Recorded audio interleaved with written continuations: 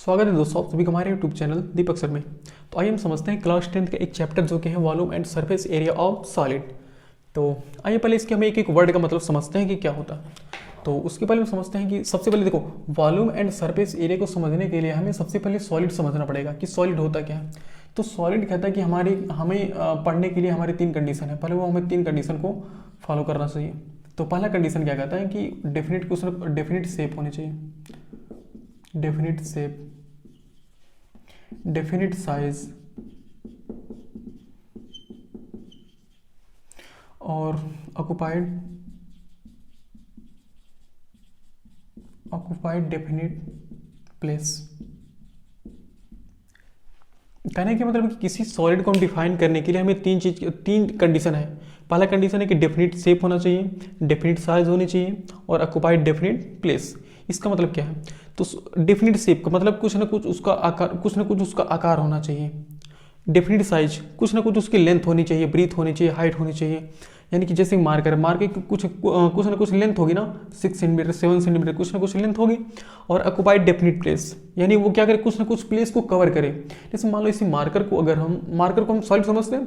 क्यों? क्योंकि देखो इसका कुछ ना कुछ डेफिनिट शेप है, कुछ ना कुछ शेप है भाई, बनावट है इसकी, कुछ ना कुछ डेफिनिट साइज है, हाँ कुछ ना कुछ इसकी लेंथ है। देखो लेंथ है या तो 7 सेंटीमीटर 5 सेंटीमीटर जो भी हो, इसकी कुछ ना कुछ लेंथ है। और ऑक्युपाइड डेफिनिट प्लेस, हाँ ये कोई प्लेस कवर कर रहा है कि नहीं। जैसे प्लेस कवर करने का मतलब है कि अगर हम इसको किसी प्लेस पर रखते हैं तो कुछ ना कुछ प्लेस को कवर करे, कुछ अपने द्वारा कुछ ना कुछ प्लेस को वो कवर करे, कुछ प्लेस को ढक ले। जैसे कि कहने का मतलब है कि अगर मान लीजिए कि मार्कर है, अगर हम एक भरी हुई बाल्टी है, मतलब पानी से भरी हुई एक बाल्टी है, अगर उसमें हम इस मार्कर को डालते हैं तो हम क्या पाएंगे कि बाल्टी से पानी बाहर निकलेगा ना। तो क्यों निकलेगा? आखिर इसके पास कुछ ना कुछ प्लेस रहा होगा, तब प्लेस रहा है तभी तो निकला है पानी बाहर। तो वही है, यानी कि सॉलिड को देखो, सॉलिड का मतलब क्या होता है कि कुछ ना कुछ उसका शेप होना चाहिए, कुछ ना कुछ उसकी आकार होना चाहिए और डेफिनिट साइज, कुछ ना कुछ निश्चित आकार निश्चित साइज होनी चाहिए। अच्छा यहाँ डेफिनिट लगा, इसका मतलब क्या कि डेफिनिट का मतलब कि वो निश्चित होना चाहिए, नहीं कि साइज हमेशा बदलती रहे। मान लो मार्कर है तो 2 मिनट के बाद क्या एकदम पेन बन गई, ऐसा नहीं है। एकदम डेफिनिट होनी चाहिए, यानी कुछ जो है वो उसका शेप जो है वही होना चाहिए। और डेफिनिट साइज मतलब उसका कोई निश्चित साइज होनी चाहिए, यानी कि मार्कर मान लो इतना बड़ा है, 2 मिनट बाद कुछ और बड़ा हो गया, ऐसा नहीं होना चाहिए। और ऑक्युपाइड डेफिनिट प्लेस, और कुछ ना कुछ प्लेस को कवर करें, तो उसे हम सॉलिड कहते हैं। और समझते हैं सॉलिड के बारे में। सॉलिड कितने टाइप की होती हैं, तो समझते हैं सॉलिड कितने टाइप की होती हैं। तो देखिए सॉलिड यहाँ 3 टाइप की होती हैं। पहला तो 1 डायमेंशन,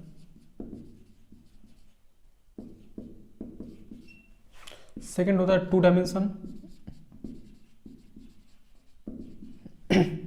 और थर्ड होता है 3 डायमेंशन।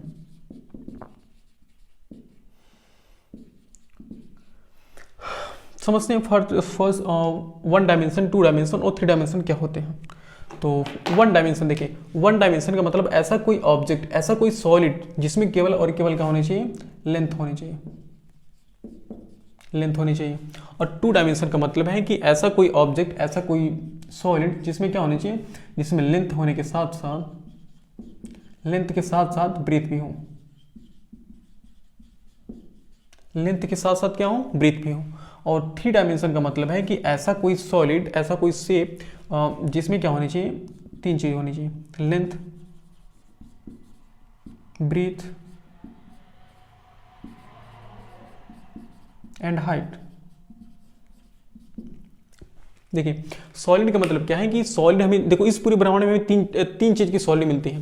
पहला तो 1 डायमेंशन का होता है, 2 डायमेंशन का होता है, 3 डायमेंशन का, इसके बाद कोई नहीं होता है।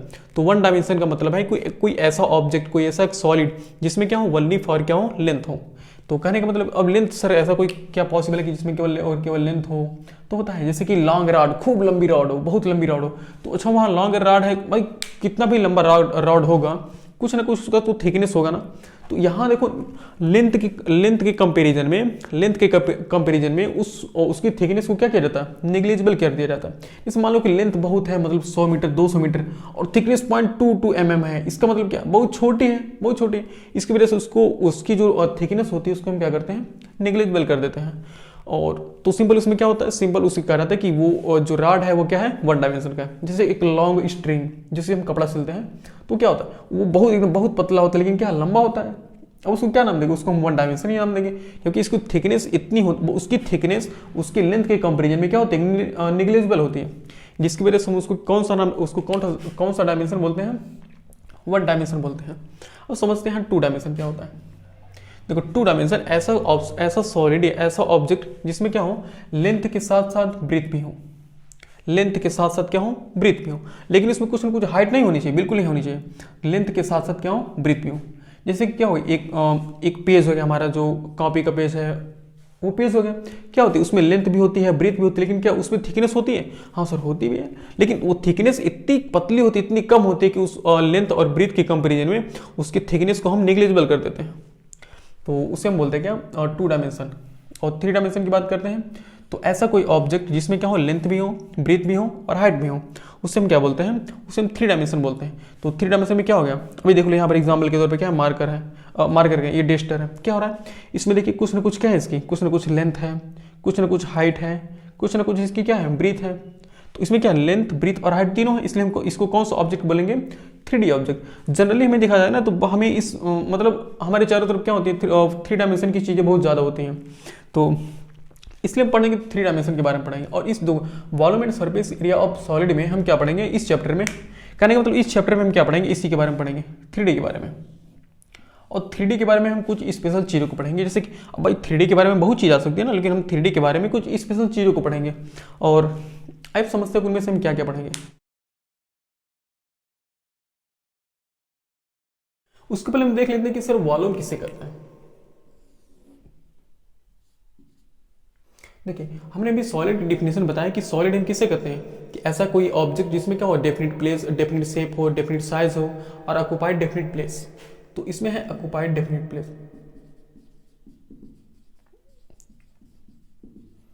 Occupied definite place. कहने का मतलब जो कोई भी सॉलिड हो, वो सॉलिड जितने प्लेस को कवर करता है उसी को हम क्या बोलते हैं, उसका वॉल्यूम बोलते हैं। तो कहने का मतलब ये है कि जैसे मार्कर है, मार्कर को क्या करेंगे, मार्कर को हम अगर ऐसे देखें तो ये कितना प्लेस कवर कर रहा है, भाई जितना ये मार्कर की थिकनेस है, हाइट, मतलब जो भी है इस मार्कर की जो डायमेंशन है उस सबको मिलाने पर कुछ ना कुछ ये प्लेस को कवर कर रहा है ना।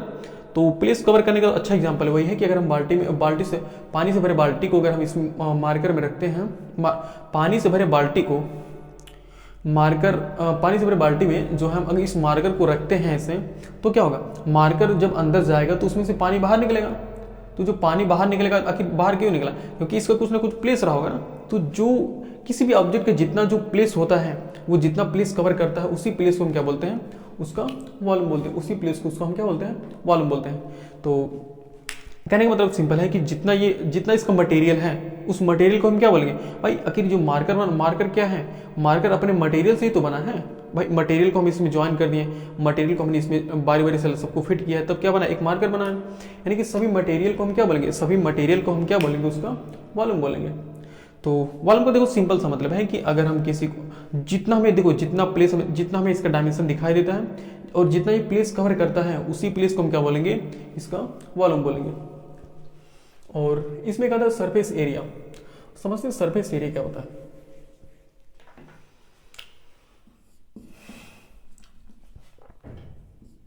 देखिए एग्जाम्पल हमको मार्कर से समझा देते हैं। जैसे ये मार्कर को हम इसमें से देख रहे हैं, तो देखिए हमें इस मार्कर का जितना प्लेस हमें दिखाई दे रहा है ना, इस प्लेस को हम क्या बोलेंगे, इसका सरफेस बोलेंगे, सरफेस बोलेंगे। यानी सरफेस हम किसे बोलते हैं, मार्कर का मतलब किसी भी ऑब्जेक्ट का, किसी भी सॉलिड का जो हमें सरफेस उसका हमें दिखाई दे, यानी कि जो पार्ट हमें उसका दिखाई दे, उस सॉलिड का जितना पार्ट हमें दिखाई दे उसी पार्ट को हम क्या बोलेंगे, उसका सरफेस बोलते हैं। और सरफेस बोलते हैं, उसके बाद हम एरिया किसे बोलते हैं, तो उसी सरफेस को देखो जितना हमें इसका पार्ट दिखाई दे रहा है इस मार्कर का, उसी पार्ट को हम क्या बोलेंगे, उसका सरफेस बोलेंगे। और एरिया हम किसे बोलते हैं, इसी सरफेस को मेजर करने के लिए हम क्या करते हैं, एरिया का यूज करते हैं। यानी कि मेजरमेंट ऑफ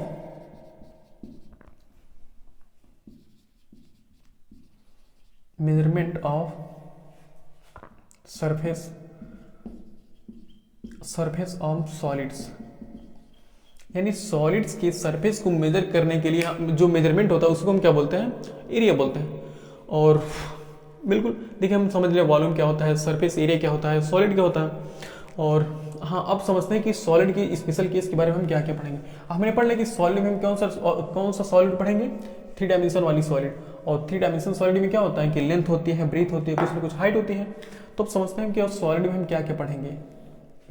देखिए, सॉलिड में हम सबसे पहले पढ़ेंगे क्यूबॉइड। अभी समझाते हैं क्यूबॉइड होता क्या।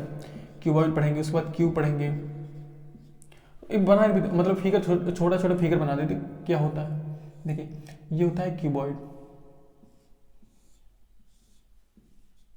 बस एक आपके माइंड में एक डायग्राम बना चाहिए कि कैसे होता है क्यूबॉइड। ये क्यूबॉइड होता है और ये क्यूब होता है। क्यूब कैसे बनता है, क्यूब एकदम बिल्कुल ऐसे बनता है।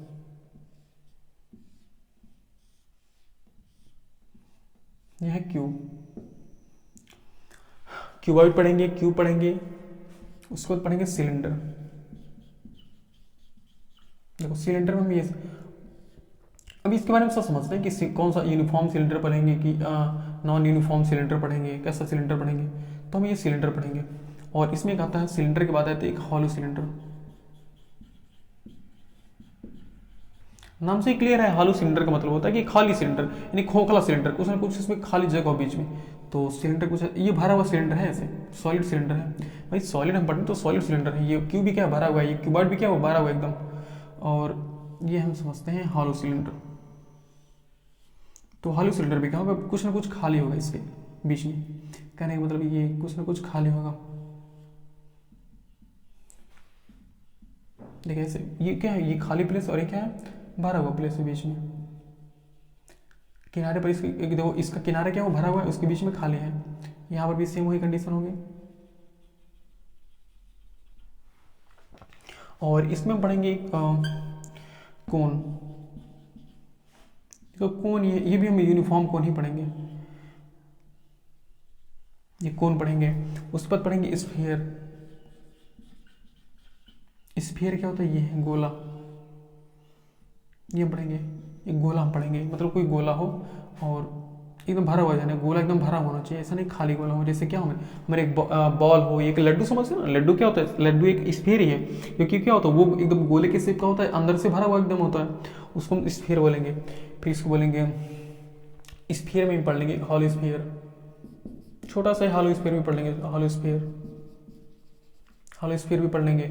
उसके बाद स्फेरिकल सेल पढ़ लेंगे। हॉलो स्फीयर, अच्छा, हॉलो स्फीयर को हम स्फेरिकल सेल बोलते हैं।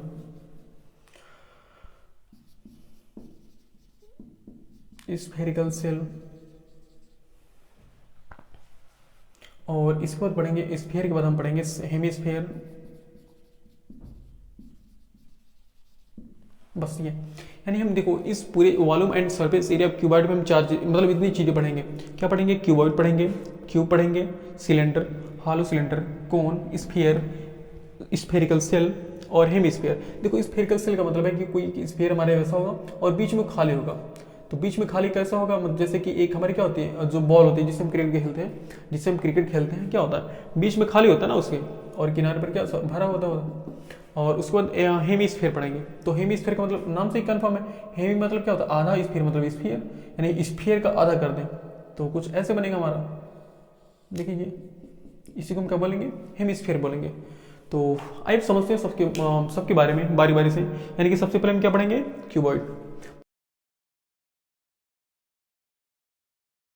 पहले एक फिगर बना लेते हैं क्यूबॉइड का।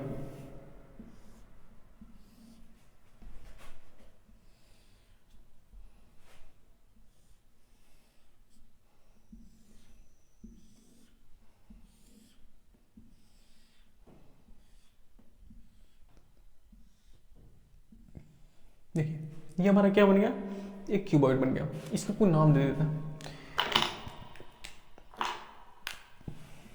ए B C D E F G H. तो हम समझते हैं पहले क्यूबॉइड, क्यूबॉइड थोड़े पढ़ते हैं। देखिए क्यूबॉइड में हम क्या क्या पढ़ेंगे, क्यूबॉइड होता क्या एक्चुअली, मतलब समझते हैं। तो क्यूबॉइड ये होता है, क्यूबॉइड तो हमने पढ़, लेकिन वो कैसा होता है, 3D फिगर होता है। और इसमें होता है कि इसमें अपोजिट फेस आर इक्वल, यानी कि इसमें जितने भी अपोजिट फेस होते हैं वो सभी क्या होते हैं, इक्वल होते हैं। वही समझते हैं क्या अपोजिट फेस क्या होता है। और एक होता है all face are rectangular shape.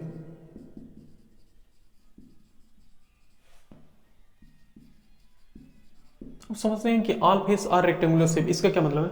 देखिए फेस का मतलब क्या होता है, फेस का मतलब होता है कि हमें जो जैसे क्यूब मान लीजिए ये क्यूबाइड है, एक तरह से देखो क्यूबाइड है, इसका जो हमें एक फेस दिख रहा है सामने के, सामने से जो एक फेस दिख रहा है, सामने से जितना दिख रहा है उसी को हम क्या बोलते हैं, एक फेस बोलते हैं। यानी कि एक पार्ट को हम, इसके एक पार्ट को हम क्या बोलेंगे, फेस बोलेंगे। तो इसमें से जो ये पार्ट है यानी कि ABCD जो यानी कि सामने वाला, इसी को हम क्या बोलेंगे, फेस। उसी तरह कितने हैं बताओ, इसमें हम क्या होते हैं, देखो एक सामने वाला है, एक क्या है उधर वाला है, और एक क्या ऊपर वाला, एक क्या है नीचे वाला, एक राइट वाला और एक लेफ्ट वाला। तो इन्हीं सबको हम क्या बोलते हैं, फेस।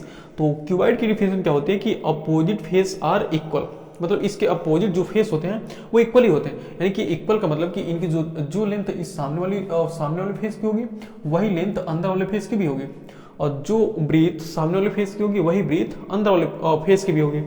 और समझते इसमें और क्या होता है कि all face are rectangular shape, यानी कि जितने भी फेस होते हैं क्यूबॉइड में है हमेशा, क्यूबॉइड में जितने भी फेस होते हैं वो सभी कैसे होते हैं, वो सभी रेक्टेंगुलर शेप के होते हैं। तो रेक्टेंगल मतलब क्या होता है, यानी कि जिसमें क्या होता है, सभी एंगल क्या होते हैं 90 डिग्री होते हैं। भाई रेक्टेंगल कैसे होता है, ऐसे बनता है ना, जिसमें होता है सभी एंगल क्या होते हैं 90 डिग्री होते हैं, और अपोजिट साइड क्या होती है, इक्वल होते हैं, और ये होती है, और डायगोनल भी क्या होते हैं, इक्वल होते हैं। तो ये पहले कह रहे हैं कि all face are rectangular shape और अपोजिट फेस आर इक्वल, और सभी फेस क्या होते हैं, इक्वल होते हैं। तो समझते हैं कि क्यूबॉइड मतलब किन किन चीजों से मिलकर बना होता है। तो सबसे पहले समझते हैं कि वर्टेक्स क्या होते हैं। देखिए वर्टेक्स मतलब होता है कि कोना, कोना का मतलब कि है कि इस क्यूबॉइड में जितने भी कोने हैं उन्हीं सबको हम क्या बोलेंगे, उसका वर्टेक्स बोलेंगे। तो वर्टेक्स काउंट करिए कितने हैं, देखो वर्टेक्स मतलब कोना, यानी कि देखो ABCD EFGH ये सब क्या है, देखो ये सब क्या है, एक कोन है ना, यानी कि जहां पर दो या दो से अधिक, यानी कि 2 और मोर साइड जहां पर एक दूसरे को मीट करती है वहीं पर एक कोना बनता है ना, वहीं पर एक वर्टेक्स बनता है। तो इनको जितने भी कोने बने हुए जितने भी कोने बने हुए हैं इन्हीं कोनों को हम क्या बोलेंगे, वर्टेक्स नाम देंगे। यानी कि और उन सबका नाम लिखना चाहे तो ABCDEFGH ये सब क्या है, ये सभी हमारे क्या है, वर्टेक्स है। और इसके बाद समझते हैं एक होता है कोर, कोर जिसे हम एज बोलते हैं। समझते हैं ये क्या होता है, कोर या एज। देखो कोर या एज का मतलब क्या होता है ना, किनारा। इस क्यूबॉइड में कितने किनारे हैं, जैसे समझिए मार्कर क्या डेस्टर, तो इसमें कितने किनारे हैं, देखिए एक किनारे का मतलब क्या है, यानी कि जहां पर दो फेस मीट करती हैं, जहां पर दो फेस मीट करती है, देखो एक ऊपर वाला फेस और एक सामने वाला फेस, तो ये दोनों फेस जहां पर मीट कर रहे हैं वहीं पर क्या बन रहा है, एक कोर बन रहा है। तो देखिए ये वाला फेस और ये वाला फेस, दोनों फेस जहां पर मिल रहे हैं उसी को हम क्या बोलते हैं, एक कोर बोलते हैं। तो काउंट करते हैं इस क्यूबॉइड में कुल कितने फेस हैं और कुल कितने कोर हैं, सॉरी फेस तो हमने पढ़ लिया, अभी फेस भी पढ़ेंगे। तो कुल कितने क्या होते हैं, कोर होते हैं। तो कोर मतलब क्या, देखो काउंट करो, देखो 1 2 3 4 5 6 7 8 9 10 11 12, और फिर से काउंट करते हैं, देखो 1 2 3 4 5 6 7 8 9 10 11 12, कुल कितने हो गए कोर। कुल इसमें देखो इसमें कितने वर्टेक्स थे, 4 4 8, यानी कुल कितने वर्टेक्स थे, 8 वर्टेक्स थे। इसमें कुल इतने 8 वर्टेक्स थे, और कितने कोर हो गए कुल 12, यानी कि 12 कोर है। तो सभी कोर का नाम अगर लिखना चाहे तो कोर मतलब क्या है, किनारे, यानी कि सबका नाम लिख लेते हैं। देखो फर्स्ट वाली फेस में कितने हैं, AB BC CD DA, और इसके जस्ट अंदर वाले क्या क्या होंगे, देखो HE EF FG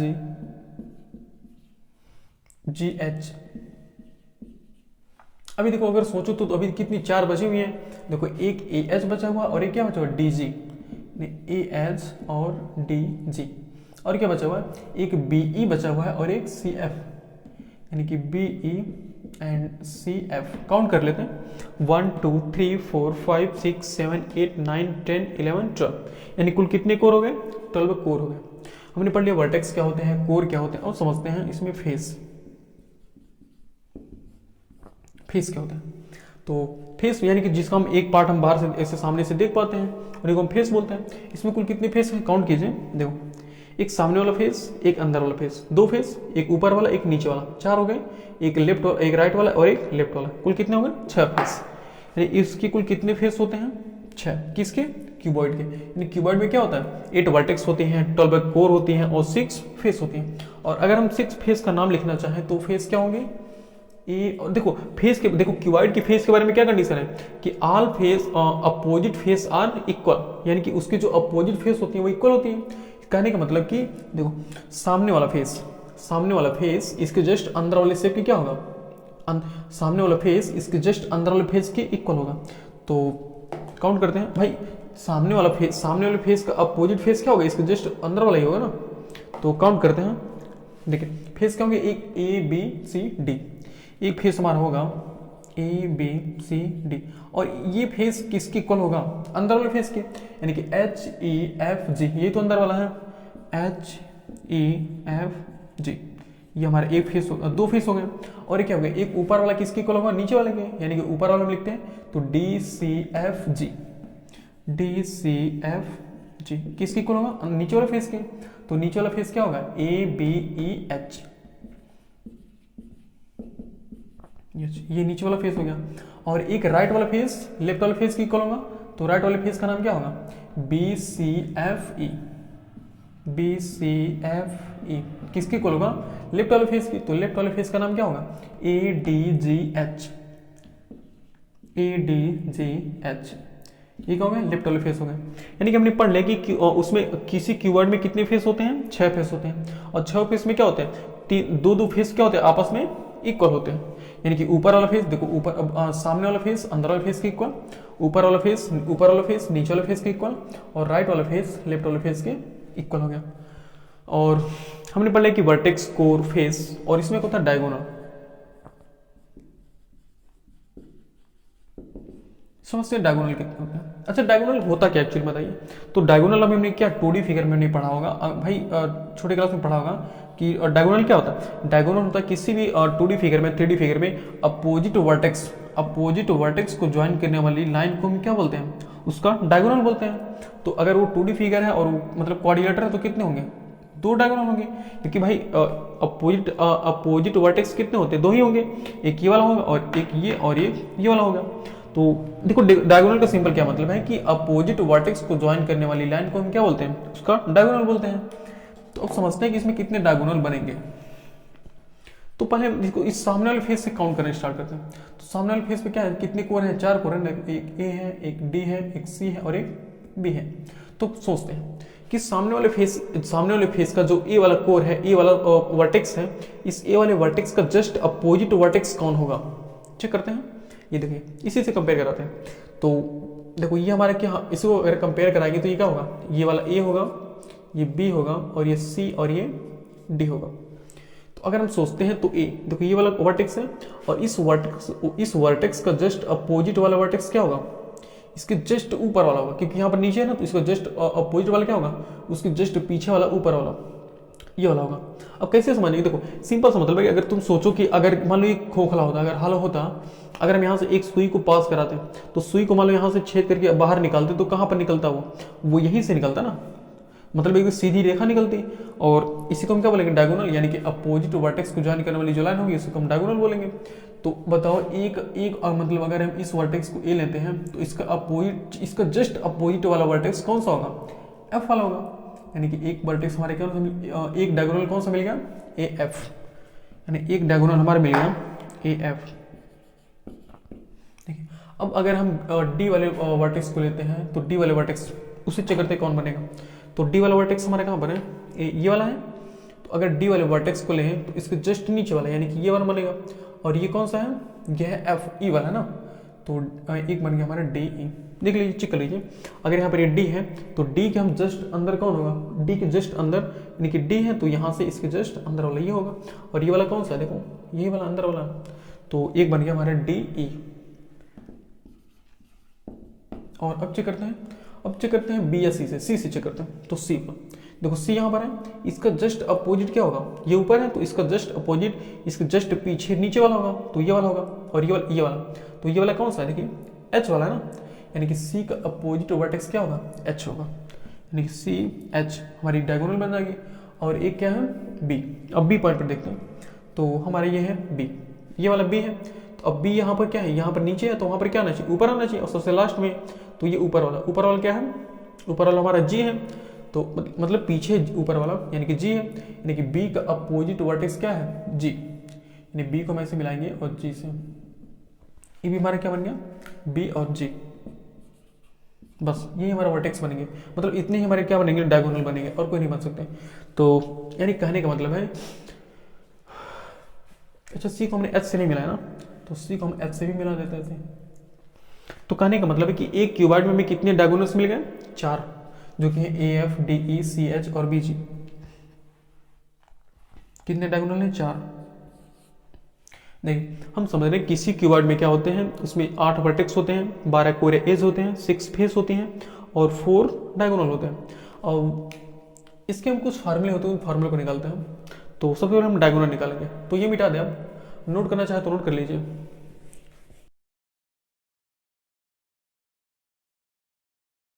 आप समझते हैं कि क्यूबॉइड के जो डायगोनल होते हैं वो डायगोनल का लेंथ क्या होती है, यानी कि डायगोनल ऑफ क्यूबॉइड।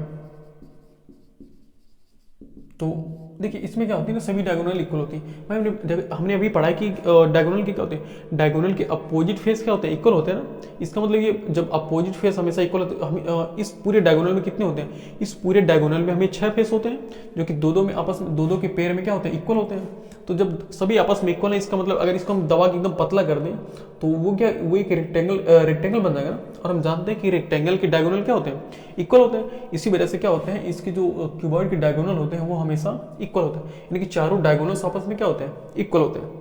और यानी कि हमें किसी एक डायगोनल की लेंथ निकाल लेंगे तो सभी डायगोनल की लेंथ निकल जाएगी। तो हमें निकालता है, हम यहाँ से ए एफ के निकालते हैं। हमने पढ़ा था ना ए एफ भी क्या है, ए एफ भी एक डायगोनल है। तो हम ए एफ को निकालना स्टार्ट करते हैं। उसके पहले देखो हम मान लेते कुछ, ए एफ हम निकालना चाहेंगे।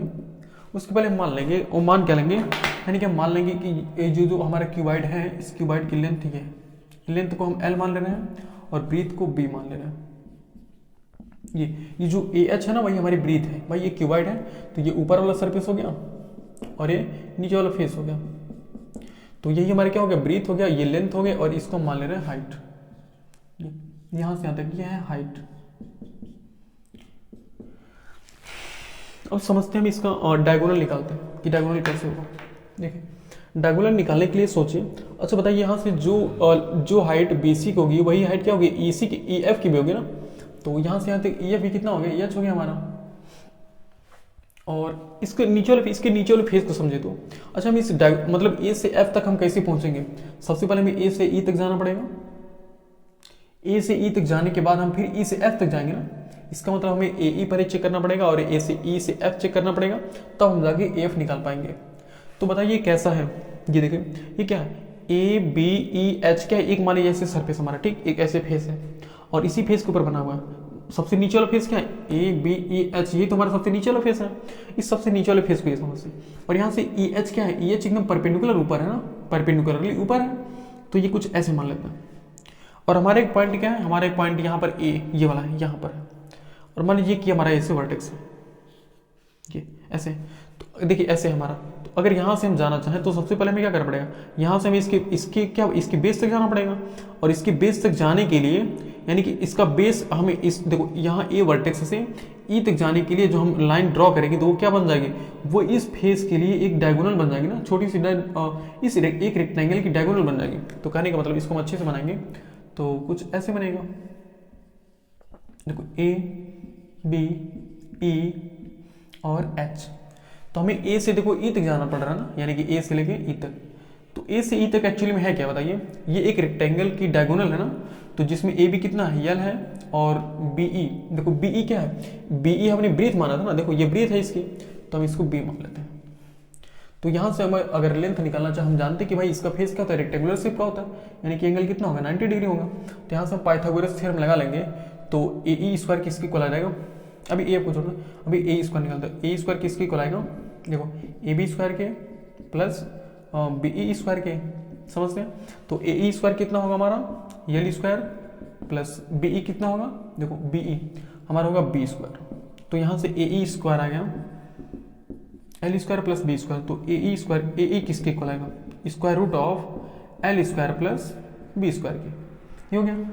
अब देखिए, अब हम ए से तो ई तक पहुंच गए, अब क्या करना पड़ेगा, हमें ई से एच तक जाना पड़ेगा ना। अब सोचिए, हमने ऐसे फेस बनाया था और यहाँ पर ये इसको बनाते ई और एफ।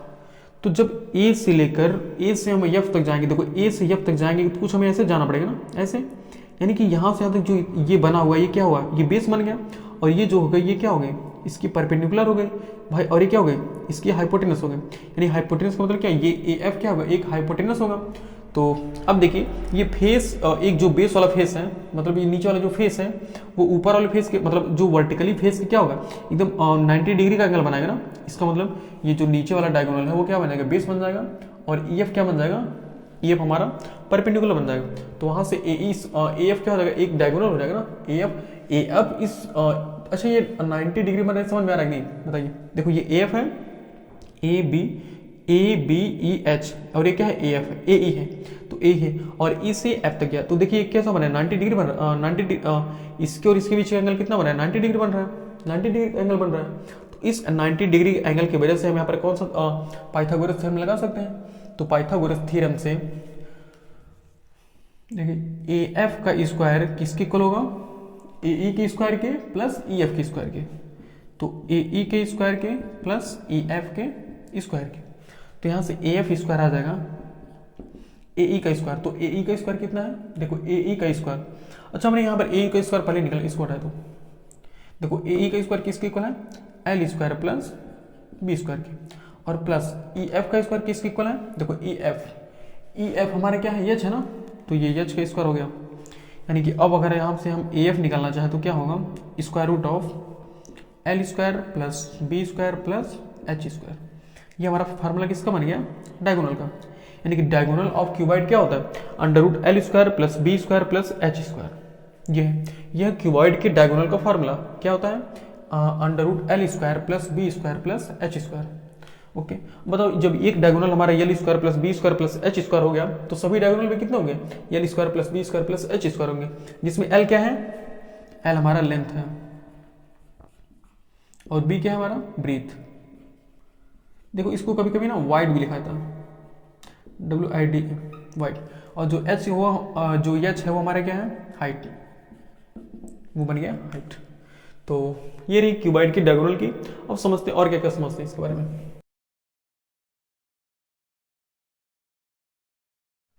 आइए समझते हैं क्यूबॉइड की वॉल्यूम के बारे में, कि क्यूबॉइड का वॉल्यूम क्या होता है, इसके वॉल्यूम के बारे में। फर्स्ट हमने क्या पढ़ा, फर्स्ट हमने डायगोनल पढ़ा है, और सेकेंड हम क्या पढ़ रहे हैं, वॉल्यूम।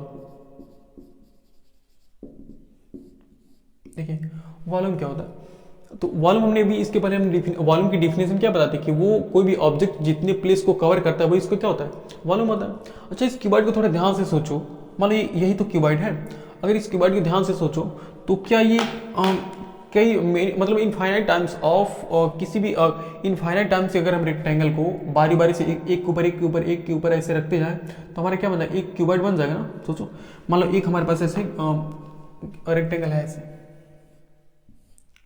ठीक, और इसी रेक्टेंगल के ऊपर हम बारी बारी से रेक्टेंगल को रखते जाए ऐसे। देखिए हम बारी बारी से रेक्टेंगल को ऐसे रखते जा रहे हैं,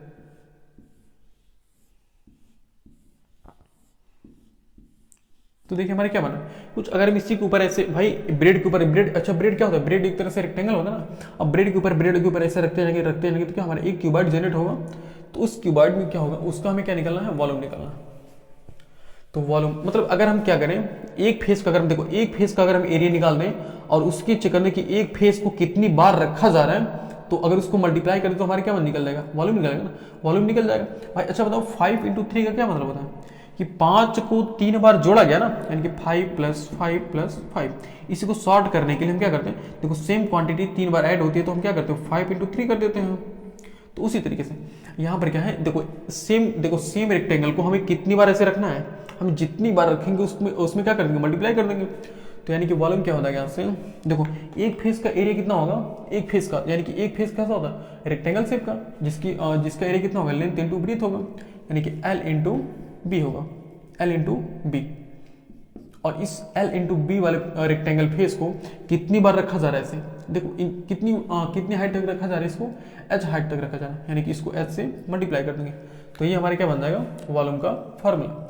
यानी कि वॉल्यूम ऑफ क्यूबॉइड क्या होता है, L into B into H. जहां पर अच्छा बताओ L अगर हम सेंटीमीटर में मेजर करें तो बी भी क्या होगा, सेंटीमीटर में होगा, और एच भी क्या होगा, सेंटीमीटर में होगा। तो centimetre into centimetre into centimetre क्या हो जाएगा, सेंटीमीटर क्यूब। उसी को हम क्या बोलते हैं, यूनिट क्यूब। यानी कि जो यूनिट रहेगी, अगर मीटर आएगी तो मीटर करेंगे, अगर सेंटीमीटर तो सेंटीमीटर कहेंगे, मिलीमीटर तो मिलीमीटर क्यूब कहेंगे। ये मिलीमीटर में क्यूब है, यूनिट क्यूब। तो क्यूबाइड के वॉल्यूम का फॉर्मूला क्या होता है, L into B into H होता है। ओके, अब समझते हैं इसके सरफेस एरिया के बारे में। सरफेस एरिया देखो, surface area total surface area का लो, बात सेम है। सरफेस एरिया का लो या फिर टोटल सरफेस एरिया कर लेते हैं, टोटल कर लेते हैं। टोटल सरफेस एरिया देखिए क्या होता है, क्या होता है टोटल सरफेस एरिया। तो इसके पहले ये सब मिटा देते हैं।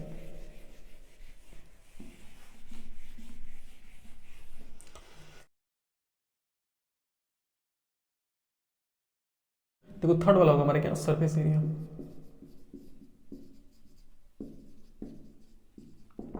सरफेस एरिया देखिए, अभी हमने पढ़ा है कि इस क्यूबॉइड में कितने फेस होते हैं, कुल 6 फेस होते हैं, जो कि क्या होते हैं, दो दो के पेयर में इक्वल होते हैं ना, यानी कि सामने वाले फेस अंदर वाले फेस के, ऊपर वाले फेस नीचे वाले फेस के, राइट वाले फेस लेफ्ट वाले फेस के इक्वल होता है। तो यानी कि अगर हम नीचे वाले फेस का एरिया निकाल दें तो वही फेस, अच्छा बताओ हमें क्या निकला, सरफेस एरिया निकालना है। तो सरफेस एरिया का मतलब होता है कि यानी कि जितना फेस हमें दिख रहा है बाहर से, तो बाहर से हमें इस क्यूबॉइड के 6 फेस ही दिखेंगे ना, तो हम बारी बारी से सबके फेस का एरिया निकालते हैं, फिर सबको सम कर लेंगे। तो अगर हम नीचे वाले का एरिया निकाल दें तो जो एरिया नीचे वाले फेस का होगा वही एरिया का होगा ऊपर वाले सरफेस का भी होगा। देखिए नीचे वाले फेस का एरिया कितना होगा, L इंटू बी होगा ना। देखिए L length into breadth, length into breadth क्या होगा, नीचे वाले सरफेस का एरिया होगा। और इसको अगर हम 2 से मल्टीप्लाई कर देंगे तो क्या हो जाएगा, ऊपर का भी निकल जाएगा, यानी कि 2 times of L into B. ये क्या होगा, ये 2 फेस का एरिया निकल गया, एक ऊपर वाला और एक नीचे वाला।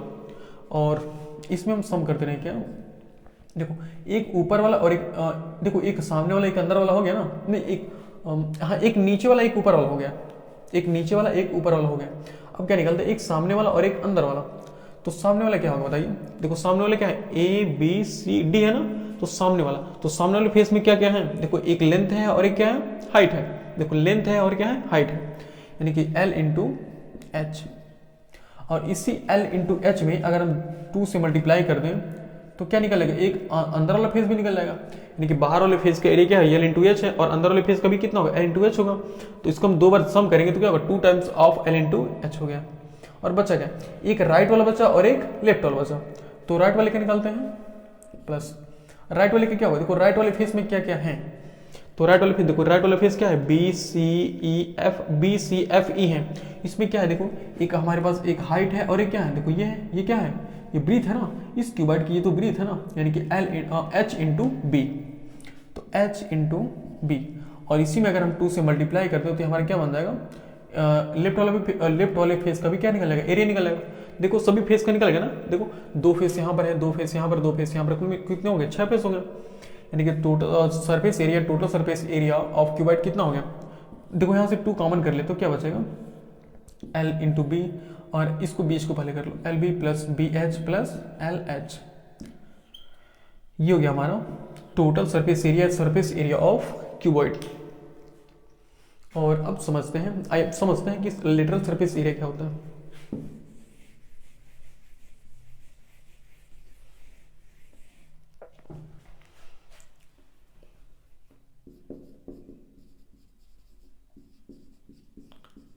लेटरल सरफेस एरिया, ये है 4th वाला। तो लेटरल सरफेस एरिया का मतलब क्या है, देखो लेटरल का मतलब होता है ना कि दीवार, देखो सिंपल सा मतलब, लेटरल का मतलब होता है दीवार, देखो लेटरल का मतलब होता है दीवार। तो दीवार का मतलब क्या, दीवार, यानी कि देखो इस मान लो कोई रूम है, तुम्हारे रूम है, जिस रूम में हो तो उस रूम में क्या होगा, एक फर्श भी होगी, एक क्या रूफ भी होगी ना। तो फर्श और रूफ, यानी कि फर्श को और छत को, इन दोनों को छोड़ने के बाद जो चारों दीवार हमारी बचती है, उसी दीवार को हम कौन सा बोलते हैं, उसी दीवार को हम लेटरल बोलते हैं। तो इसका मतलब लेटरल सरफेस एरिया का मतलब है क्या, दीवार के सरफेस का एरिया निकालना है। यानी कि ऊपर वाला छत और नीचे वाला बेस, ऊपर वाला छत और नीचे वाला फर्श, इन दोनों को हमें छोड़ देना है। तो इन दोनों छोड़ने का मतलब क्या, यानी कि जो एक सामने वाला, एक अंदर वाला बचा और एक क्या बचा, एक राइट वाला और एक लेफ्ट वाला। बस ये दोनों का यही मतलब इसी दोनों का हमें क्या निकालना, एरिया निकालना है। तो एक सामने वाला और एक अंदर वाला, तो सामने वाला का कितना होगा, अभी मैंने निकाला है।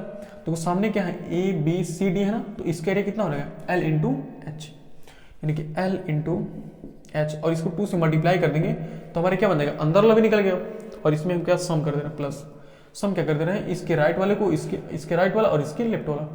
तो राइट वाला सरफेस, जो राइट वाला फेस है उसका एरिया कितना होगा, देखो h इंटू बी, देखो ये होगा ना बी सी एफ ई है, इसमें का एक h है और एक क्या है, b है, यानी कि h इंटू बी हो गया। और इसी में अगर हम 2 से मल्टीप्लाई कर दें तो क्या होगा, लेफ्ट वाला फेस भी निकल जाएगा, लेफ्ट वाला फेस का भी एरिया निकल जाएगा। और यहाँ से हम 2 कॉमन कर लेते हैं, क्या बचेगा, 2 कॉमन कर लेंगे, क्या बचेगा, L H plus B H, L H plus B H. और यहाँ से चाहो तो एच भी कॉमन कर लो, तो हो जाता है 2 times of L plus B into H. ये फार्मूला होता है लेटरल सरफेस एरिया का, यानी कि lateral surface area of cuboid का फार्मूला क्या होता है, 2 times of L plus B into H. ये होता है लेटरल सरफेस एरिया।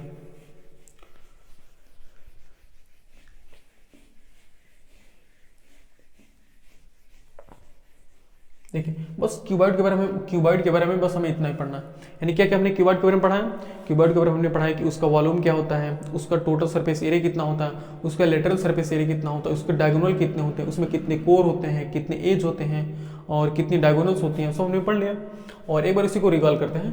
यानी कि सबसे पहले हमने क्या पढ़ा, सबसे पहला वाला फार्मूला हमने क्या पढ़ा, सबसे पहले हमने फार्मूला पढ़ा है कि वॉल्यूम, उसके पहले हमने डायगोनल पढ़ा है ना, डायगोनल का फार्मूला क्या होता है, square root of L square plus B square plus H square. और उसके बाद हमने क्या पढ़ा है, उसके बाद हमने पढ़ा है वॉल्यूम। देखो वॉल्यूम का फार्मूला हमने क्या पढ़ा है, L into B into H, ये हमने वॉल्यूम का फार्मूला पढ़ा है। उसके बाद हमने पढ़ा है थर्ड वाला total surface area. Total surface area का लो बात सेम है, तो surface area, total surface area formula हमने क्या होता है, देखो टोटल सरफेस एरिया का फार्मूला था 2 ब्रैकेट में L plus L B plus B H plus L H, ये होता है टोटल सरफेस एरिया का।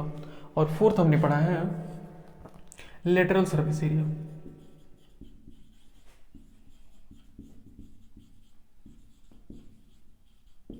लेटरल सरफेस एरिया, देखो लेटरल सरफेस एरिया में क्या करना है, हमें ऊपर वाला छत और नीचे वाला फर्श दोनों को छोड़ना है, यानी कि एल इंटू बी इन दोनों में छोड़ना है। तो एल इंटू बी यहाँ से निकाल दो, क्या बचेगा, 2 times of B H plus L H बचेगा। यहाँ से हम क्या करेंगे, एच का 1 कर लेंगे, तो क्या बचेगा, बी प्लस एच ब्रैकेट में बी प्लस एल और इंटू एच, ये हमारे क्या हो गया, और lateral surface area of cuboid का हो गया। यानी क्यूबॉइड के बारे में हमें 4 फार्मूले पता होने चाहिए। एक डायगोनल क्या होता है, square root of L square plus B square plus H square, और इसका वॉल्यूम कितना होता है, L into B into H. और टोटल सरफेस एरिया कितना होता है, 2 ब्रैकेट में L B plus B H plus L H. और लेटरल सरफेस एरिया क्या होता है, 2 ब्रैकेट में B plus L into H. ये बस क्यूबॉइड के बारे में हमें इतना चीज पढ़ना है और बस हो गया क्यूबॉइड। ये सभी क्या थे, ये सभी थे क्यूबॉइड के बारे में। आइए अब समझते हैं कि क्यूब क्या होते हैं।